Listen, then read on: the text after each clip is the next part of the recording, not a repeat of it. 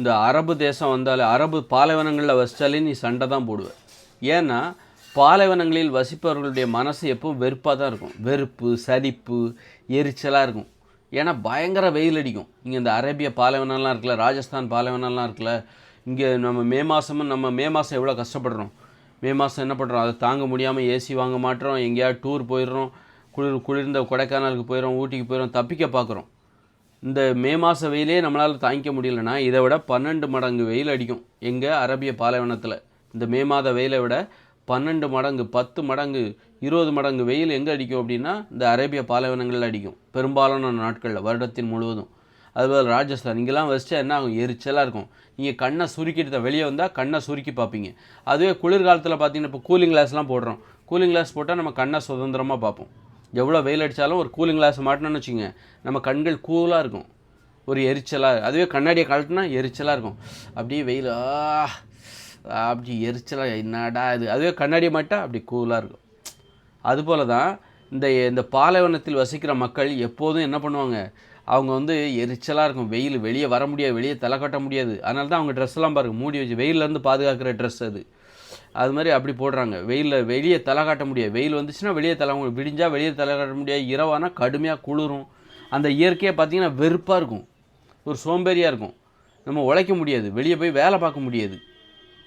வெளியில் போய் வேலை பார்க்கணும் அப்படின்னா உனக்கு ஒரு நல்ல குளிர்ச்சியாக இருக்கணும். ஒரு வெயிலில் கடுமையாக வெயில் அடிக்குதுன்னா மே மாதம் ஆனால் நீ என்ன பண்ணுவேன், வெளியில் போகிறதுக்கே உனக்கு கஷ்டமாக இருக்கும். எப்படா வெயில் தாழும், ஒரு 5 மணி ஆகட்டும், அப்புறம் நான் வெளியே போகிறேன், காலையில் 10 மணிக்குள்ளே வேலையை முடிச்சிரு அப்படின்னு தான் தோணும். அப்போ இதை விட கடுமையான வெயில் அடிக்கிற அந்த பாலைவனத்தில் வசிக்கிற அந்த மக்கள் மனநிலை எப்பொழுதும் வெறுப்பாக தான் இருக்கும், எப்போவும் சலிப்பாக தான் இருக்கும், எரிச்சலாக இருக்கும்.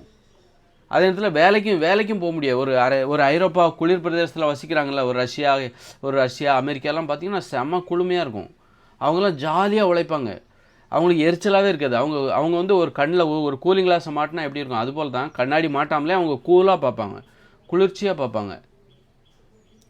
ஆனால் அதுவே இந்த பாலைவனத்தில் இருக்கிற மக்கள் எரிச்சலோட வெறுப்போட தான் மனுஷங்களை பார்க்கும்போதே அவங்க வெறுப்போட தான் பார்ப்பாங்க. ஏன்னா அந்த வெயில் வந்து அவங்கள அந்த மாதிரி, நீங்கள் வெயிலில் வெளியே தலைன்னா கண்ணை சுருக்குவீங்க, நெத்தியை சுருக்குவீங்க, தலை வலிக்கும்.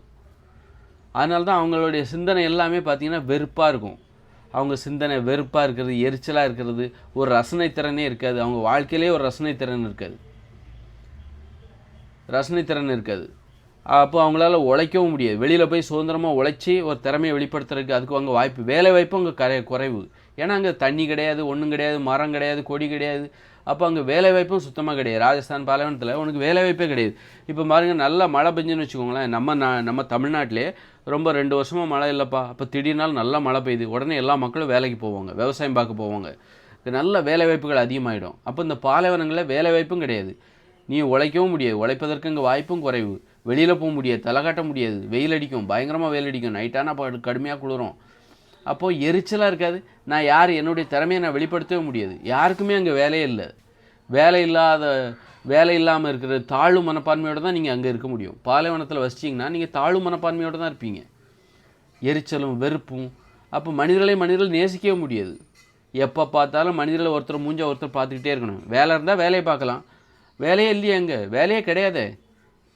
இன்றைக்கி தான் அங்கே எண்ணெய் கம்பெனி எல்லாம் வந்த பிறகு, இந்த பெட்ரோல் டீசல்லாம் கண்டுபிடிச்ச பிறகு அவங்க எல்லோரும் என்ன பண்ணுறாங்க, அதில் இருக்கிற வருமானத்தை வச்சுக்கிட்டு நல்லா ஆடம்பரமாக வாழ்ந்துக்கிட்டு இருக்கானுங்க.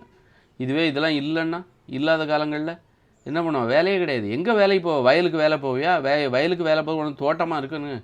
நம்ம ஊருக்கார மாதிரி நம்ம வந்து டெய்லி தோட்டத்துக்கு போகலாம், வேலைக்கு போகலாம். இங்கே நல்லா தண்ணி வசதி இருக்குது, அங்கெல்லாம் தண்ணி வசதி தோட்டமே கிடையாது, அங்கே மணல் மேடு தான் இருக்கும், உனக்கு தோட்டமே கிடையாது. அப்போ என்ன பண்ணுவான், வீட்டை விட்டு வெளியில் இப்படியே உட்காந்துருப்பான், பொண்டாட்டி மூஞ்ச பார்ப்பான், அவன் இவன் மூஞ்ச பார்க்குறது, மனுஷங்க மூஞ்ச வெறுப்போடு பார்க்க வேண்டியது, வெளியே வெயில் அடிச்சுன்னா வெளியே போக முடியாது.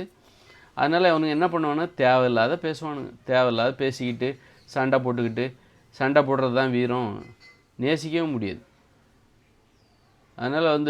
அதனால் தான் அவனுக்கு வந்து சண்டை போடுறதுக்கு காரணமே. அங்கே வேலையே கிடையாது. வேலை இல்லாதவர்களின் தேசம்தான் இந்த பாலைவனம். அங்கே மட்டும் பெட்ரோல் டீசல் மட்டும் கிடைக்கலன்னு வச்சுக்கோங்களேன், மனுஷங்களாம் அங்கே வாழவே முடியாது. பெட்ரோல் டீசல் கிடைக்கிற வரைக்கும் தான் நீ அங்கே வாழ்வ. அது மட்டும் கிடைக்கல, இப்போ எனர்ஜியெல்லாம் இப்போ பெட்ரோல் டீசலுக்கு மாற்று எரிபொருள் போகிறாங்க, சூரிய ஒளி, இது எல்லாமே அவங்களுக்கு ஆபத்து. கரண்டில் வாகனங்கள் இயங்க ஆரம்பிக்குது. மின்சாரத்தை நீ காற்றுலேருந்து எடுக்கலாம், தண்ணீர்லேருந்து எடுக்கலாம், சூரிய ஒளியிலேருந்து எடுக்கலாம். இப்படி மாற்று வழிகள் வரும்போது பெட்ரோலுக்கான மதிப்பு குறைஞ்சி போயிடும். பெட்ரோல் தேவை, டீசலோட தேவை குறைஞ்சி போயிடும். அப்போ அவங்க பாதிக்கப்படுவாங்க. அவங்களுக்கு அப்புறம் வருமானத்துக்கு வழி இருக்காது. இன்றைக்கி நல்ல பெட்ரோல் டீசலெல்லாம் விற்றுட்டு நிறைய பணத்தை வச்சுக்கிட்டு தனக்கு தேவையான எல்லாத்தையும் வெளிநாட்டிலேருந்து வாங்கிக்கிறான். இட்லி, அதாவது காய்கறிகளா, பழங்களா, நெல்லா, கோதுமையா, எல்லாத்தையும் வெளியிலேருந்து வாங்கிக்கிறான். எல்லாத்தையும் பணத்தை வச்சுக்கிட்டு எல்லாத்தையும் வெளியில், பணம் இருந்துட்டால் பாலைவனத்துலேயும் நீ வாழலாம்ப்பா, ராஜா மாதிரி வாழலாங்கிறதுக்கு இந்த உலகம்தான் உதாரணம். அப்போது இன்றைக்கி பணம் மட்டும், அவனுக்கு பணத்துக்கு என்ன காரணம்? இந்த பெட்ரோல் டீசல் தான் காரணம், பெட்ரோலியம் தான் காரணம். பெட்ரோலுக்கு மதிப்பு இருக்கிற வரைக்கும் தான் அவன்கிட்ட பணம் கொட்டும். பெட்ரோலியத்துக்கு மாற்றாக மக்கள் வேறு வகையில் மின்சாரத்தை பெறும்பொழுது பெட்ரோலுக்கு மதிப்பு இல்லாமல் போயிடும், அவனுக்கு பணம் கிடைக்காது. அதுக்கப்புறம் பணம் இல்லைன்னா அவன் என்ன பண்ணுவான்? அவனுக்கு தேவையான அரிசியை எப்படி வர வைப்பான்? அந்த ஊருக்கே போக மாட்டான், வேலைக்கு அங்கேயே போக முடியும். பணம் அங்கே நிறைய இருக்க போய் தான் இங்கே நிறைய பேர் அங்கே பிழைக்க போகிறாங்க. அந்த நாடு டெவலப் ஆகுது. அங்கே இருக்கிற கட்டடத்தெல்லாம் யார் கட்டுறான்? அவனாக கட்டுறான்? பெரும்பாலும் நம்ம ஆட்கள் தான் கட்டுறாங்க. இங்கேருந்து வேலைக்கு போகிறவன தான். வெளிநாட்டிலேருந்து ஆட்களையும் வர வைக்கிறான். எப்படி காய்கறிகளை வர வைக்கிற மாதிரி, பழங்களை வர வைக்கிற மாதிரி வெளிநாட்டிலேருந்து ஆட்களையும் வர வச்சு உழைப்பையும் விலை கொடுத்து வாங்குகிறான். அவன் உழைக்க மாட்டேன்றான், உழைப்பையும் விலை கொடுத்து தான் வாங்குகிறான். உழைப்பு, பணம், உணவு, பணத்தை வச்சு எல்லாத்தையுமே வாங்குகிறான். அவன் என்ன பண்ணுறான்? 5 வேளை தொழுகிறது, மதத்தை காப்பாற்றுறது, இந்த இதில் தான் அவருக்கு கவனம். நல்லா சொகுசாக இருக்கணும். நல்ல வெளிநாடுகள்லேருந்து ஆடு மாடெல்லாம் கொண்டு வந்து நல்லா சாப்பிட வேண்டியது, ஜாலியாக இருக்க வேண்டியது. பணத்தை கொடுத்து எல்லாத்தையும் வாங்கிடுறான். மாட்டை வாங்கிடுறான், பழங்களை வாங்கிடுறான், மனித உழைப்பையும் வாங்கிடுறான். இந்தியாவில், தமிழ்நாட்டில் பட்டப்படிப்பு முடித்தவங்களாம் அவன்கிட்ட போய் சேவம் கட்டி வேலை பார்க்குறான். அவன் என்ன பண்ணுறான்? நல்லா சாப்பிட வேண்டியது, ஆட வேண்டியது, பாட வேண்டியது, குடும்பத்தோடு இருக்க வேண்டியது, உழைக்கிறது, அந்த மாதிரிலாம் இல்லாமல். அப்போ இந்த பணத்துக்கு உனக்கு எது காரணம்? பெட்ரோல் டீசல் தான் காரணம். பெட்ரோல் டீசலுக்கு மாற்றாக மனிதர்கள் வேறு ஒன்றை தேடும் பொழுது அப்போ அவனுடைய அஸ்துவாரம் ஆட்டம் கண்டுரும். அவனுடைய சுயரூபம் அப்போ தான் தெரியும்.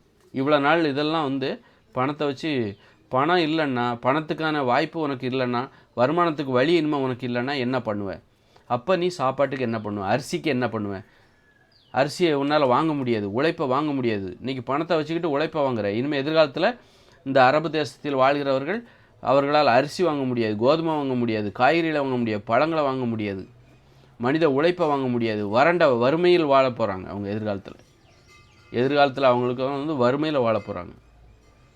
அப்போ தெரியும், அவங்கள யாருமே சீண்ட மாட்டாங்க. இன்றைக்கி அமெரிக்காலாம் இந்த எண்ணெயை வச்சுக்கிட்டு அவங்கள அரசியல் பண்ணிகிட்ருக்காங்க. அவங்கள்ட்ட நிறைய வளம் இருக்குது, அதை வாங்கணும் அப்படிங்கிறதுக்காக, எண்ணெய் வளம் இருக்கிறது, அதை வாங்கணுங்கிறதுக்காக அரசியல் பண்ணிகிட்ருக்காங்க. எண்ணெய் வளமே தேவையில்லைப்பா, எண்ணெயே தேவையில்லை, அதுக்கு மாற்றாக நம்ம எரிபொருள், நம்ம வேறு ஒன்று போகிறோம் அப்படிங்கும்போது, அப்போ அந்த வல்லரசுகள்லாம், அமெரிக்காலாம் அந்த அரபு தேசத்தின் மேலே கவனமே செலுத்த மாட்டாங்க. அப்படி கைவிடப்பட்டு விடும். அப்போ அவங்க சாப்பாட்டுக்கு என்ன பண்ணுவாங்க? அந்த இடத்த விட்டே காலி பண்ணணும், வேறு வழியே இல்லை. ஈரான், ஈராக்கு, குவைத் எல்லாம் அந்த இடத்த விட்டு காலி பண்ணிவிட்டு நல்ல இயற்கை வளமாக இருக்கிற பகுதிக்கு அவங்க வந்தே ஆகணும். இது எதிர்காலத்தில் நடக்க போகுது. அந்த பகுதியில் இருந்தாலே அவங்க சண்டை தான் போடுவாங்க. ஏன்னா வெயில் அடிக்குது, கண்ணை சுருக்கி பார்ப்பாங்க, எரிச்சலாக இருக்கும். அவங்க சிந்தனையை முதல்ல எது தீர்மானிக்குது அப்படின்னா, நம்முடைய சிந்தனையே எது தீர்மானிக்குதுன்னா, நாம் சுற்றி வாழ்கிறோம் பாருங்கள், இந்த இயற்கை தான் தீர்மானிக்குது. இயற்கை தட்பவெப்பநிலை தான் தீர்மானிக்குது. ஒரு குளிர்காலத்தில் நமக்கு சிந்தனை மாறும். குளிர்காலத்தில் மக்கள் எல்லாம் சுறுசுறுப்பாக இருப்பாங்க. மார்கழி மாதம் வந்துச்சுன்னா காலையிலே எந்திரிச்சிருவாங்க, சுறுசுறுப்பாக இருப்பாங்க. காரணம், குளிர்ந்த நிலை உழைப்பதற்கு ஏற்றது. அதுவே வெயில் காலம் வந்துச்சுன்னா சோம்பேறி ஆகிடுவாங்க. ஏன்னா உழைச்சா உடம்புல உஷ்ணம் அதிகமாகும். உஷ்ணம் அதிகமானால் வேலை செய்யாது உடம்பு. இப்போ வண்டி சூடாயிடுச்சுன்னா அது ஓடாதில்ல, அப்போ தண்ணி ஊற்றுவாங்க, குளிர்ச்சியாக்குவாங்க. அதுபோல் வெயில் காலத்தில் நம்ம உடம்பு ஏற்கனவே வெயில், ஏகப்பட்ட சூடு, இதில் நாம் உழைச்சோன்னு வச்சுக்கணும், உடம்பு இன்னும் சூடாயிடும். சூடானா உடம்பு உழைப்பதற்கு மறுக்கும், உழைப்பதற்கு ஒத்துழைக்காது. அதுவே குளிர்காலமாச்சுன்னா எல்லோரும் காலங்காலத்தில் எந்திரிச்சிருவாங்க, எந்திரிச்சிட்டு சுறுசுறுப்பாக இருப்பாங்க. அதான் குளிர் பிரதேசங்களில் பாருங்கள், ஜப்பான், சைனா, ஐரோப்பா, ரஷ்யா, இவங்களாம் ஏன் கடுமையாக உழைக்கிறாங்க அப்படின்னா, அங்கெல்லாம் உழைப்பதற்கு ஏற்ற, உழைச்சா தான் அங்கே உயிர் வாழ முடியும். உழைச்சா அவங்க உடம்புல வெப்பம் கிடைக்கும், அப்போ தான் உழைக்க முடியும், உயிர் வாழ முடியும்.